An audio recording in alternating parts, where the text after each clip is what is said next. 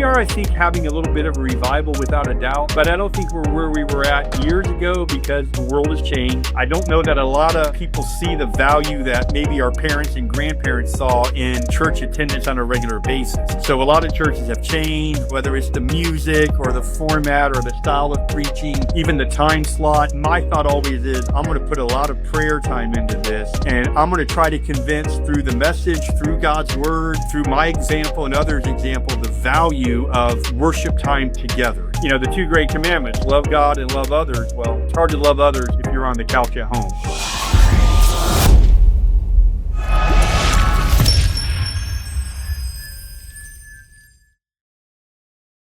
Welcome back to the Christians of Brevard Pastor Podcast. I'm joined today by Pastor Rodney Walker of First Baptist Church of Rockledge, located right on the intersection of Cedar Street and Eyster Boulevard. The church was actually founded in 1964 and just celebrated their 60th anniversary last year.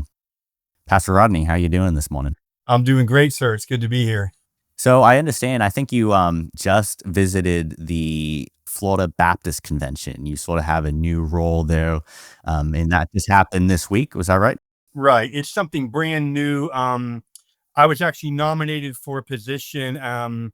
It's a completely volunteer position, but I believe it's like a 3-year term, and there's 4 different boards they put local pastors on to kind of help guide the Florida Baptist Convention. And I believe there's one for finance, one for missions, one for loans, and one for admin. And the admin is something they told us just the other day, normally for someone in their 2nd or 3rd year of serving. I think you can serve 3 years, and then if you're interested, another 3, and then they kind of have you take a year off.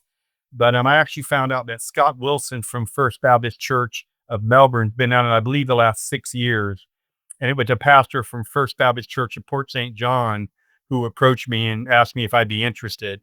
So it's kind of neat to see how bigger organizations, I do know a little bit about Florida Baptist Convention, a little bit about Southern Baptist. As a pastor, perhaps I should know more, but I've seen you talk with some of the pastors. Obviously, in the Baptist faith, we kind of run our own show to a degree.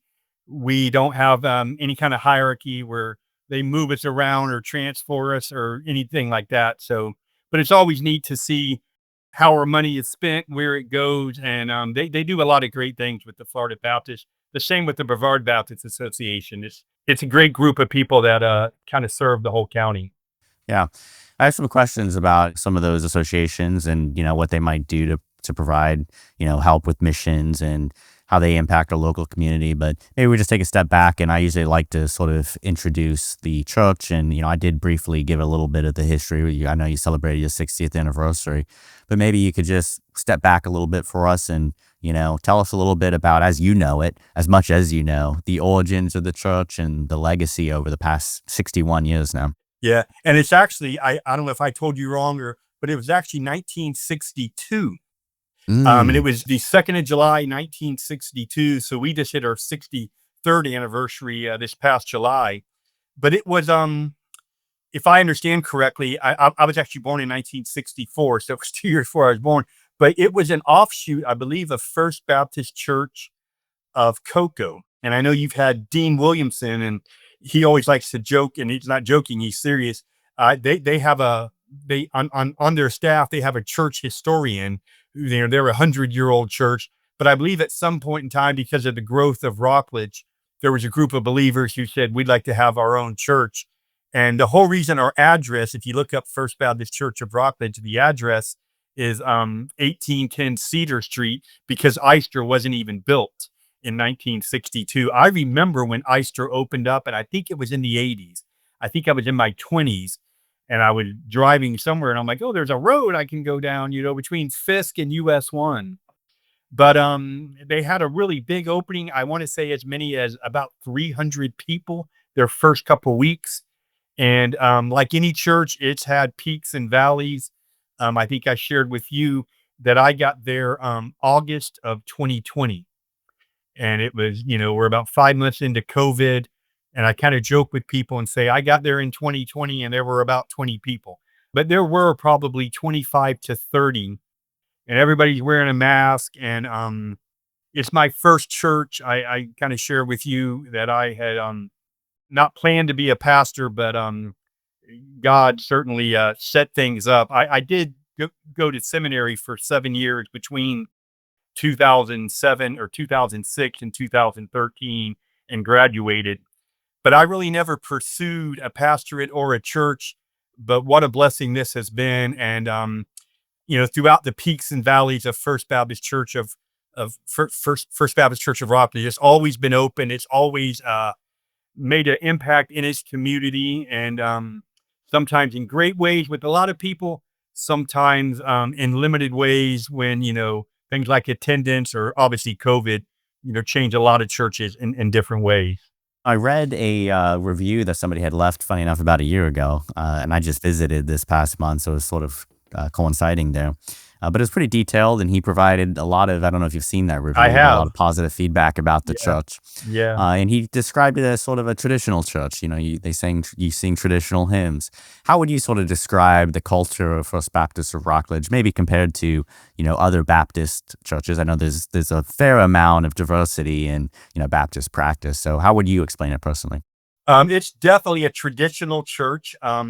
The church I was at before, I was there about 15 years. I started going there in '03, and I had kind of not been overly plugged into a church because of my other career. I worked for about 26 years. I actually spent 35 years at Publix. About 26 of them, I worked every Saturday and Sunday. So, I was one of those 6 or 8 times a year type of people who would attend Christmas, Easter, and maybe the 5 weeks I'm on vacation. But the church I started going to in '03 had a praise team, and I wasn't used to that. And I was like, wow, and a very relaxed dress code, and I wasn't used to that. And it really, the first, probably 4 or 5 visits, I was like, I don't think this is church for me. But my wife loved it, loved the pastor, loved the music. And I would kind of joke and say, they got some good Bob Segers up there and Paul McCartney that are just shredding that guitar. But it was Christian music, it was praise music, it was wonderful people, a lot of them newly church, and I kind of realized my whole life I had been in churches that had longtime Christians there. So anyway, back in 2018, I was ordained. I started to fill in for pastors, and First Baptist Church of Rockledge is one I filled in, uniquely different than the one I was attending. We sing hymns. We have an 11 o'clock service. We have a 9:45 a.m. Sunday school. Simple things that some churches don't have anymore. We have a choir. We have a choir loft kind of behind where they sing. We have a pulpit. A lot of churches don't have pulpits anymore. Um, and I don't really have a preference either way, but I've always felt like if I'm ever going to lead a church, I'm going to let the church do the leading whenever possible. And they love their traditional worship. I love it. It brings back a lot of memories from my childhood in the '70s when I attended a church in Merritt Island, '70s and '80s. So we're definitely traditional.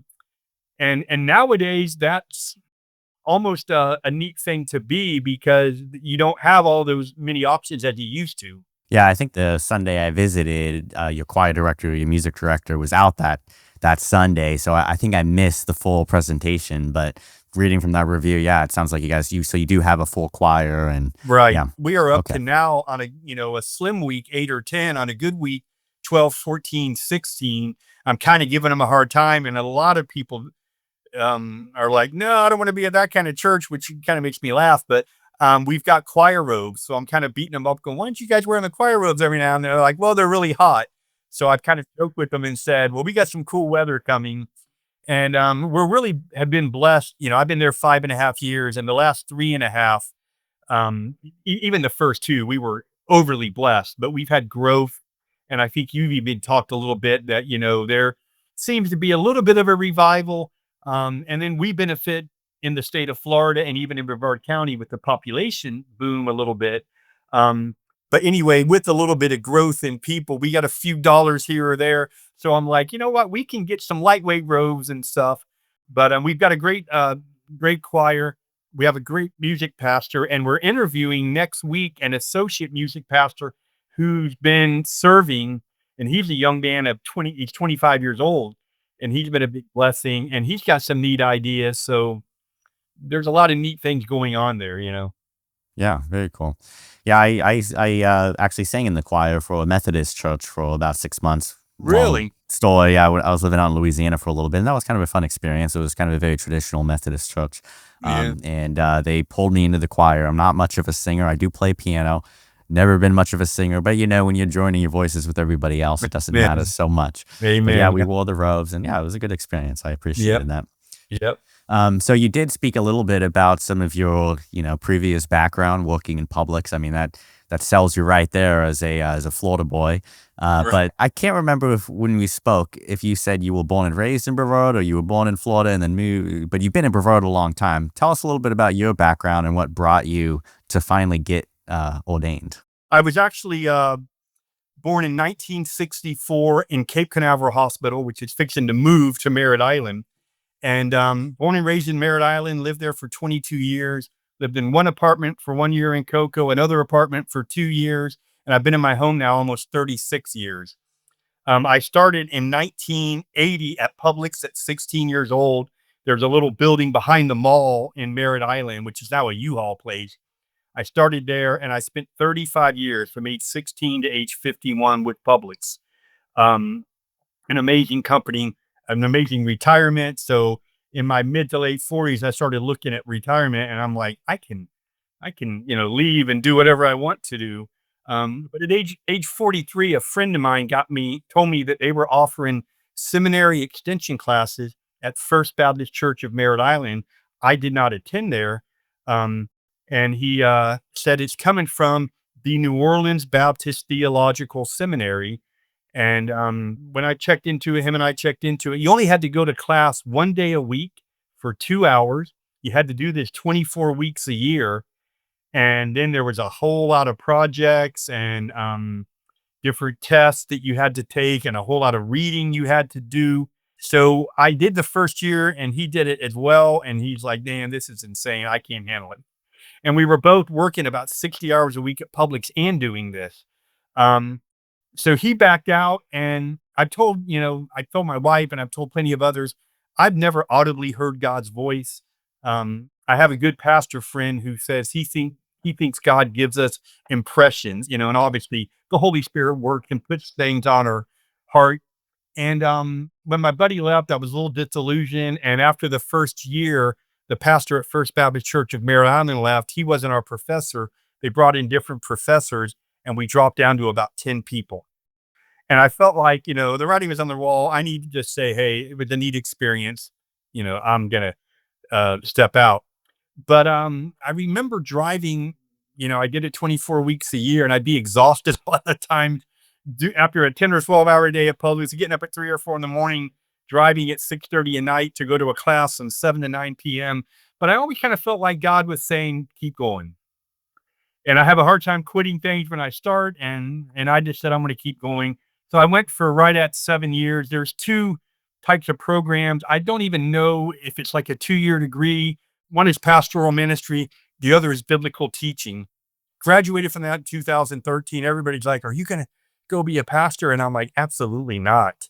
And I just kind of joked with friends and family and said, I'm just going to try not to be an educated fool because I know a lot, but it means nothing. You can have the head knowledge and not have the heart knowledge, and not be able to apply the head knowledge. So worked 2 more years, retired, told my pastor, is there anything I can do to help? And that's something you should never say to a pastor because he will say, absolutely. So he just said, why don't you serve here? Why don't you serve here? And my wife and I at that time had already been hosting a Bible study at our home, which we started in 2012. So my first year of retirement was 2016. And I just plugged in. Speaking of singing in the choir, we had a praise team, and I got up there and sang in the praise team. And then they taught me the whole sound program, and I continued to do the Bible study. And my pastor kept saying, "You should preach." And I'm like, that'll never happen. I'm just not interested in that. Thank you.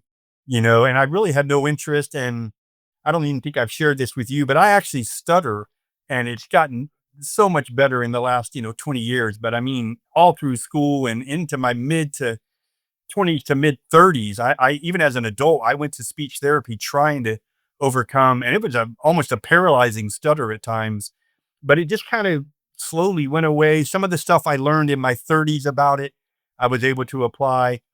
But anyway, I've gone too long. But I preached for the first time in 2017, and everybody's like, we really enjoyed it. And my take was, you're a nice Christian. You're just telling me, you know, which is horrible to think they're not being honest, but I was like, I don't know about that. But anyway, I preached maybe 2 times, and my pastor's like, you should be ordained. And man, talk about a hurdle to get through your head and your heart on that. And I was like, man, I don't see that. But he kind of told me, I need you to help me do weddings and funerals. So I'm like, okay. So I got ordained and prayed about it. And it's hard for me to feel like I've been called. And I'm going to close with this or wrap up with this. In one of Andy Stanley's book, and he's kind of, some people still love him. Some people think he's got a little, changed a little bit. I don't have a preference either way. He seems like a good man. And of course, Charles Stanley's very respected. But Andy Stanley said he was riding with his father, Charles Stanley, one day on a Sunday evening, coming back from preaching somewhere. And Andy asked his father, do you remember when you were called? And Charles told him the story. This happened, and I remember God. I felt God. And Andy said he looked at his dad and he said, do you have to be called to preach, or can you just volunteer? And he said, Charles, his father, there was a long pause, and he had his arm on the seat, and he looked over at his son, who was in his 20s, I think, at that time. And he said, son, you can absolutely volunteer. So when I read that, probably 2 years after I was ordained, I'm like, that's the way I see it. But now pastoring, 7 years, I think maybe God did call, I don't know. But I know God's willing to use all of us in any capacity, and we need to be willing to be used. Yeah, absolutely. Well, why don't you tell me then a little more about the Brevard Baptist Association, the Florida Baptist Convention? What are these organizations doing? Because I know there's a lot of independent Baptist churches out there that totally have no associations. What kind of value do you see in these associations? What are they doing in the community, and do you find them to be productive? What's the story there? It's interesting. Even before I got ordained, I think my pastor said, you want to come to the pastors. I think they call it a cohort now. Back then, I think it was called a pastors meeting. They meet normally almost always the third Thursday of every month. They meet at 11 sharp. They usually have a speaker of some sort for 30, 40 minutes, and then they feed you lunch at noon. And I believe there's right around 65 or so Baptist churches in Brevard County. And we have got as many as 30 pastors, which is, half, which is a lot. But, there's a lot of times where it's 10 to 15, 15 to 20. So I started going with my pastor, felt really out of place. These are all pastors, and I'm just a retiree, young in my early 50s. And then everybody was so kind and encouraging. And my pastor would introduce me as, a good man from his church who helps him or whatever. We didn't have any deacons at that church, but we had advisory teams and different committees, and I was on a few of them. But everybody really welcomed me. And before you knew it, I was learning a lot about a lot of other churches, which was interesting. And what they do is they kind of do what you're doing just on the Baptist level, because I've been to your website and seen some of the interviews you've done, and you're trying to bring all kind of faith together in what I take, and that is wonderful. And I think I would guess that 95% of pastors love that idea of us being brought together, knowing exactly how to do it's a little bit different. But Brevard Baptist brings those pastors in, once a month for that. And then throughout the month, they're an incredible resource for anything, furniture, equipment, hymn books. If you need someone to fill in for you, if you're looking to hire someone, vacation Bible schools are big in most of the Baptist churches, and a lot of churches are small, and there'll be churches that say you can use our stuff, our equipment, our backdrops, our games or whatever, and they'll be passed from church to church, up and down the county. And I will tell you this, they deal with the Florida Baptist Convention a lot. And I struggled my first year or two. Really, it was like, I don't think this is for me. And because of the Brevard Baptist Association, it's normally run by just one man. They've had different titles over the years. I think their current title now is an AEMS for association mission strategist.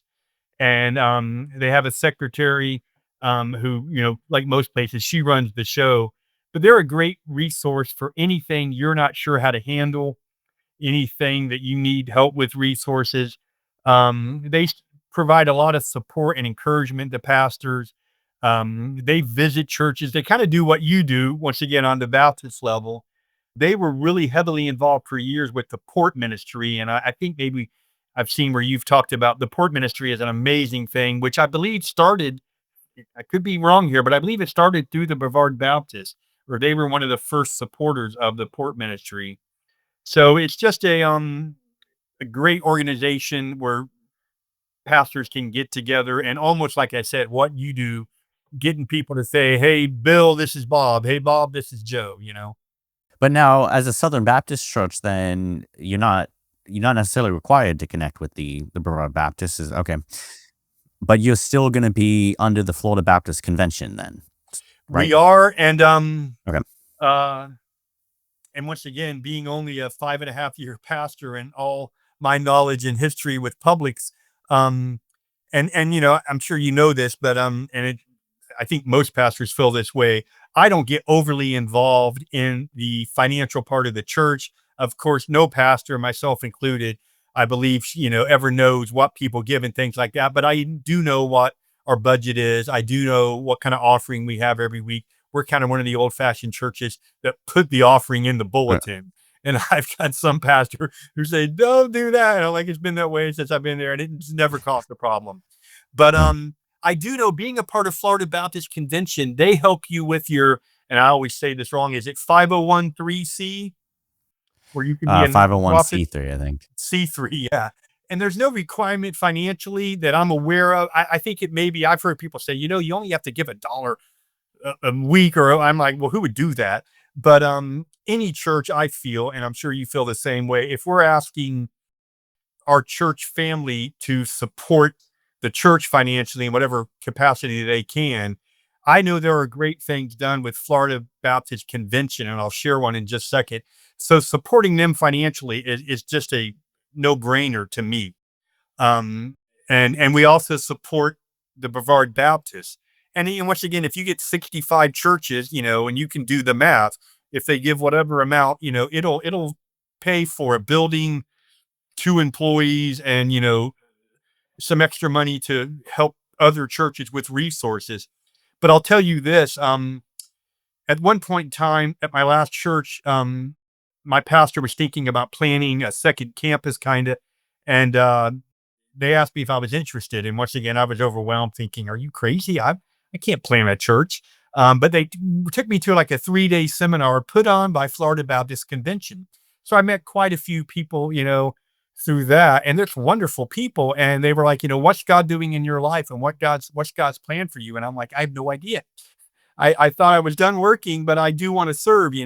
But I made some great connections. And at the end, they were kind of like, "You need to either commit or not commit. And until you commit, we really can't give you we can't give you the proper judgment, not really a judgment, but the proper thoughts of whether we think you're ready. Here's what to work on." But I remember a couple guys that I stayed in touch with that were just great guys. And one of them said, he said, "Rodney, if you ever get a church, let me know, because I think Florida Baptist Convention would like to invest in, the church and you." So when I started to serve at First Baptist Church of Rockledge, and actually the first day I went there, I was supposed to be there 2 weeks to fill in. Their pastor had just retired. They had set up about 6 weeks worth of preachers, each one about 2 weeks. And after 2 weeks, they asked me, "Would you stay?" And I'm like, "I thought you had somebody for next week." And they said, "Well, something happened. Could you stay?" I've never left.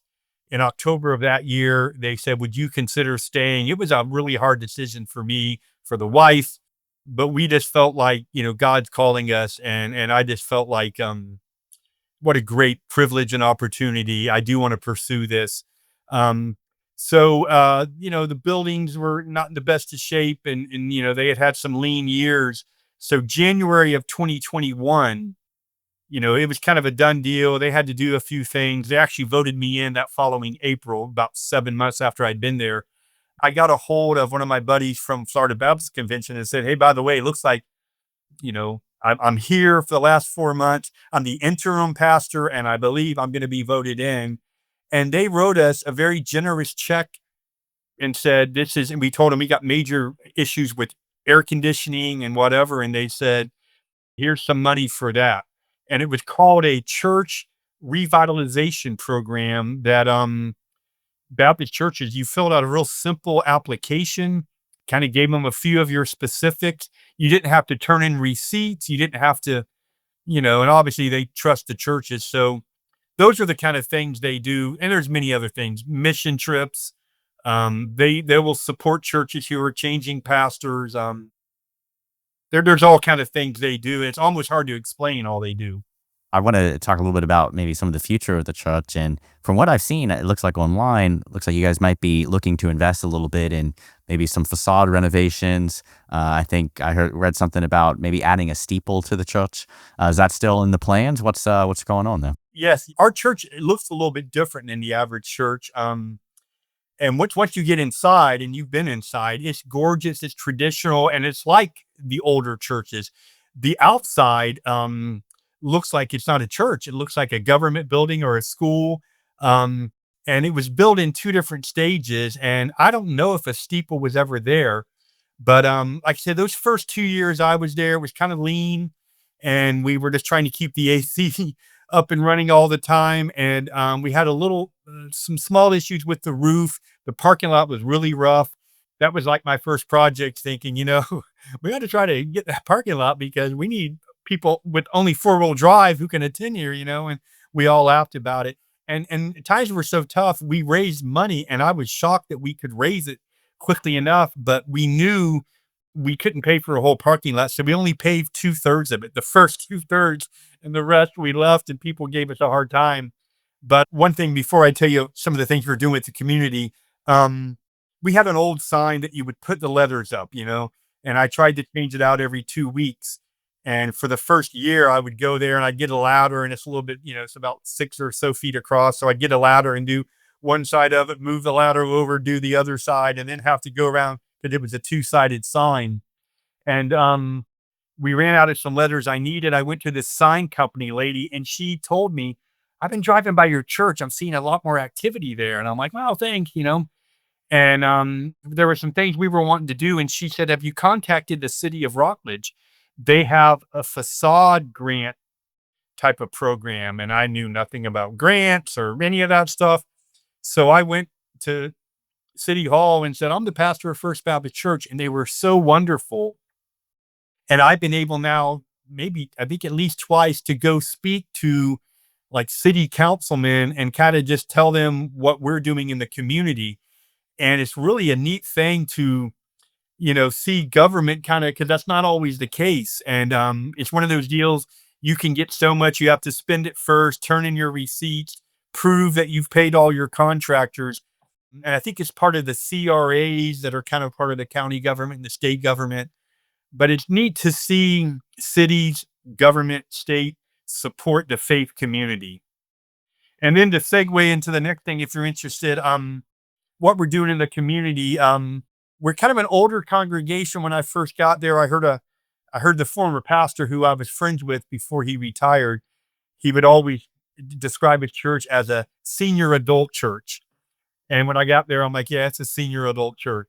But over time, we've got more and more, I'm going to say, younger people in their 50s, some in their 40s. And then the last like 3 to 4 months, we've gotten another 6 or 8 in their 30s, it appears. So getting out in the community was a challenge in the early years. We're having a lot more luck. We've had one event with a group called Apartment Life, which may be something else you'll have to check into.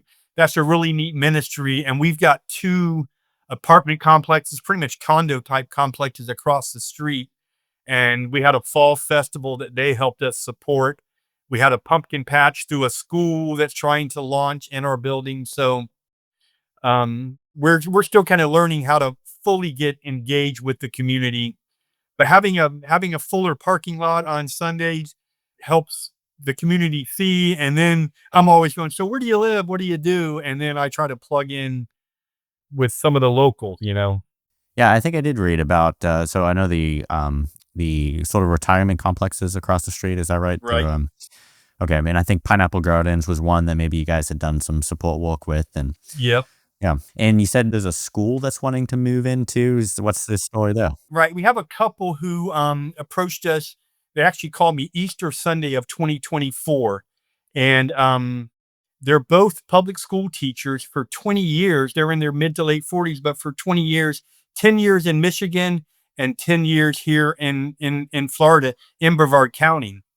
And they've always, strong Christian people always had a dream to start a Christian school. And we're learning, they are learning, and we are learning that it is very challenging to do that.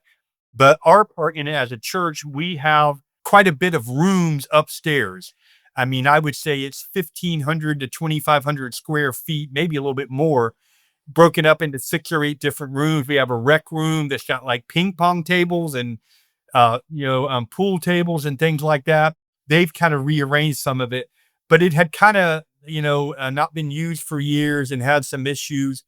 So they kind of gave us sweat equity and cleaned it all up. Of course, we don't charge them anything, and they're really kind of ready to launch, but there's a lot of, they need to get some kitchen stuff done, because if they're going to serve lunches, you got to have some kind of a kitchen, and they really aren't even going to serve lunches, but if you're going to feed the kids, and then there's some of the curriculum they have to kind of plug into, where these organizations will let them use their stuff. And then there's also, to be accredited is a big leap. So they're working through all that. And we're hoping, we can serve the community. And once again, I think it's kind of similar to First Baptist Church of Merritt Island. There's Merritt Island Christian School. There's Park Avenue Baptist Church in Titusville that has Right. Park Avenue School, even Temple up in Titusville or Mims. I think they're usually two separate entities that just work well together. So that's what we're doing. We've kind of let our church know we as a church aren't starting a school, but we are opening up our buildings to what a great thing if it can get up and running. I ask this question of everybody, so I like to close out with this question. And you've been in Brevard a long time. You're a native here. I'm a native as well here. You don't find that a lot that, there's pastors. Well, you don't find a lot of people here who were born and raised here who stayed in Brevard County, much less pastors such as yourself. But from your time in the community and your time at First Baptist Church of Rockledge, have you found that there's any need in the community that you feel is underserved? Or maybe, it doesn't even have to be a charitable need. It could be, really anything, but something that that you feel that churches should really be aware of. I kind of have two thoughts on that. Number one, coming from I'm going to say the working man, not that, any other kind of ministry work, but, I was doing, 50, 60-hour weeks at Publix. It was hard to plug into a church, and churches have needs. And the more you will plug in, you might get a pastor like me going, "Hey, would you be interested in?" And I know sometimes people can just be overwhelmed and they're like, "I really just want to worship." And there's nothing wrong with that. There are people who we will kind of joke and say they just come to sit and soak. And that's a wonderful thing to do.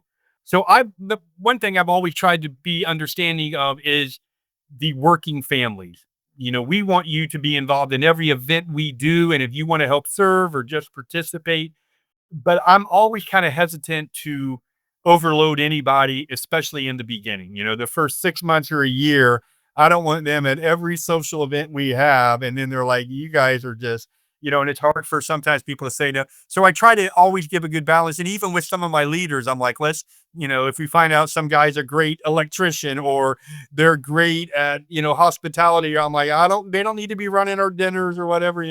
But then over time, we want to give them that opportunity. But that's for like kind of maybe the inside of the church. For the outside of the church, and I think you spoke of maybe with some of the other pastors, we are, I think, having a little bit of a revival without a doubt. But I don't think we're where we were at years ago because the world has changed. Um, uh, I don't know that a lot of people see the value that maybe our parents and grandparents saw in church attendance on a regular basis. So a lot of churches have changed. We've tried to make it where whether it's the music or the format or the style of preaching, even the time slots, to try to attract them.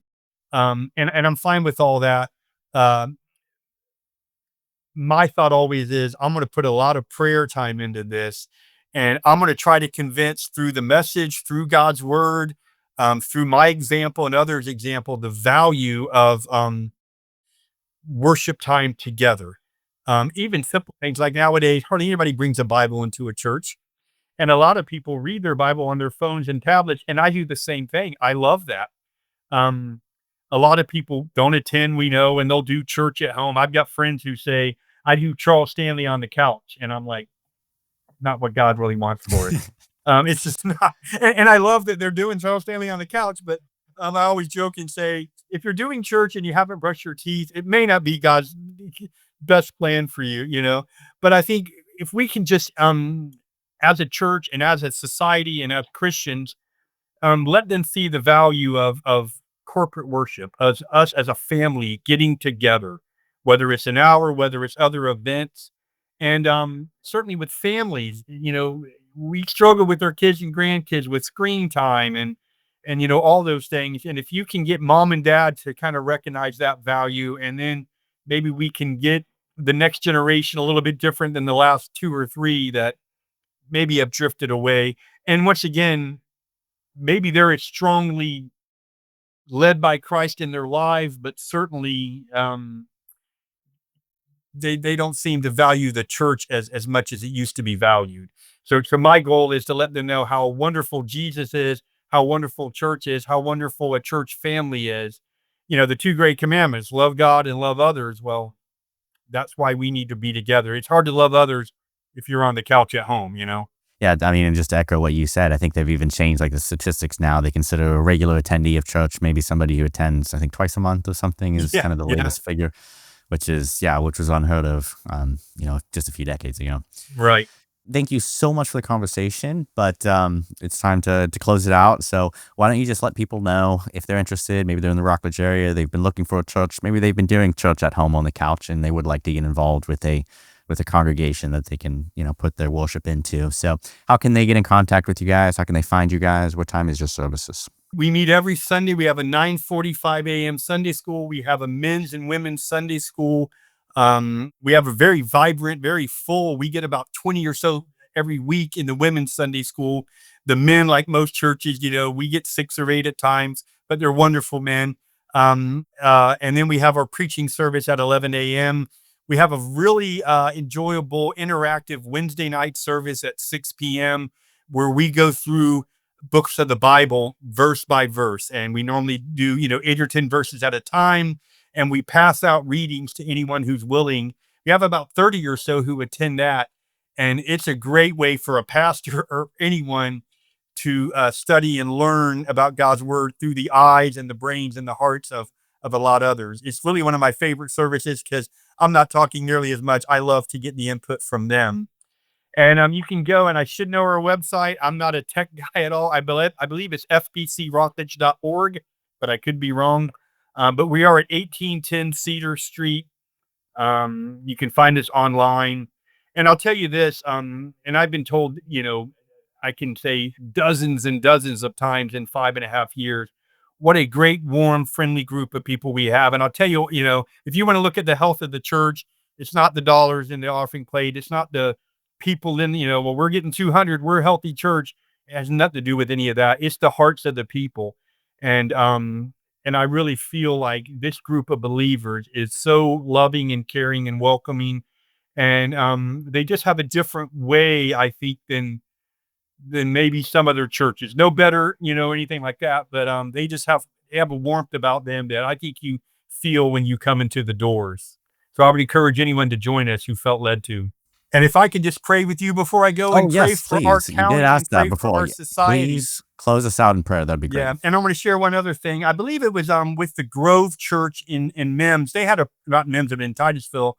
They had a program for a while. I think it was called the 3-2-1 program or something. But they encouraged all pastors and all believers at 3:21 p.m. every day to pray for the county, and that's coming from the area code for our county. And so I just think we do need to not be, which is once again what you're trying to remind us of, not be so where we're not aware there are other churches right down the street that are trying to accomplish the same thing we are. So I'm going to pray for our society, our county, for your ministry, and certainly for anyone out there. Lord, I just thank you for Connor and this ability to be with him. I thank you for his ministry of putting product out there where people can see how other churches perhaps uh, spend their time to worship you, how they're run, different leaders in the church, certainly what they think they can do to serve the community, certainly what they think God is doing in their church. I'm thankful for his ministry. I'm certainly thankful for Brevard Baptist Association and all those churches in Brevard County, all the churches, not just the Baptist churches. I'm thankful that we and our society still want to make Christ the center of our life and want to follow him. And if there's any person here today, Lord, that watches this, that wants to pursue anything and understand salvation or things like that, I would pray that they would reach out to their local church and certainly explore that. But thank you for Connor and what he does. And thank you for this time. I pray all these things in Jesus' name. Amen. Amen. Pastor Rodney, thank you so much for joining us. And we're praying many blessings for First Baptist Church of Rockledge.